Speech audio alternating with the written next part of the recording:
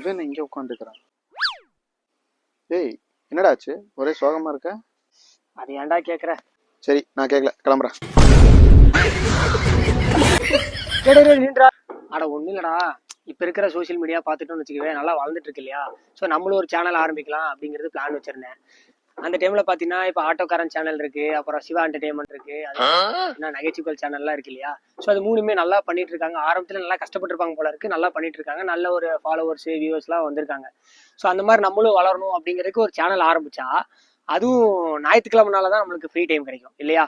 Free டைம்ல ஏதாவது video எடுக்காம பார்த்தா அப்பதான் எங்க அப்பா வந்து பாத்தீங்கன்னா ரேஷன் கடைக்கோ, துணி துவைக்கப்போ, அதுக்கப்புறம் பாத்தீங்கன்னா வண்டியை கிளீன் பண்ணு, வீட்டை கூட்டு, அது பண்ணி இது பண்ணுன்னு சொல்றான். இதுதான் கரெக்டான சான்ஸ் கிடைச்சிருக்கு. எங்க அப்பா வேற ஏமாத்திட்டு வந்திருக்கேன்.